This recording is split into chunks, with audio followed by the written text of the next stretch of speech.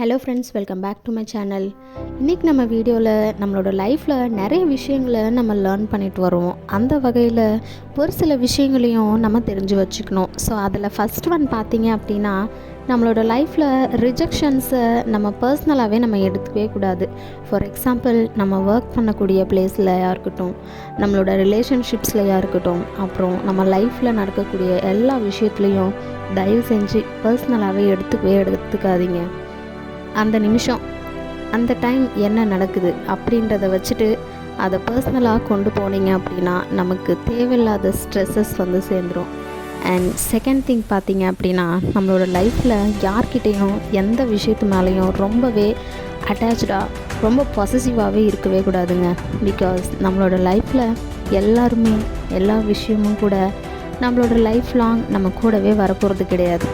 ஏதாவது ஒரு சர்டைன் பாயிண்டில் கண்டிப்பாக நம்மளை விட்டுட்டு போயிடும்.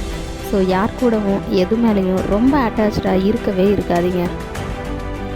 அண்ட் தேர்ட் ஒன் பார்த்தீங்க அப்படின்னா, நம்ம நிறைய பேர் கூட பழகும், யார் நல்லவங்க யார் கெட்டவங்கன்னு தெரியாத அளவுக்கு நம்மளோட ரிலேஷன்ஷிப்ஸ் இருக்கும்.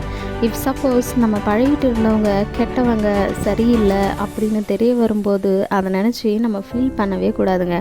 பிகாஸ் இந்த லைஃப் அப்படின்றது ரொம்ப பெரிய விஷயம். ஃப்யூச்சரில் நம்ம ஒரு ரைட் பர்சனை செலக்ட் பண்ணணும் அப்படின்னு நினச்சிங்கன்னா கண்டிப்பாக இந்த மாதிரியான பர்சன்ஸையும் நம்ம லைஃப்பில் ஃபேஸ் பண்ணியே ஆகணுங்க. ஸோ கைஸ், இன்றைக்கி சொன்ன விஷயங்கள் உங்களுக்கு பிடிச்சிருந்தது அப்படின்னா மறக்காமல் நம்ம சேனலை ஃபாலோ பண்ணிக்கோங்க. தேங்க்யூ ஃபார் வாட்சிங்.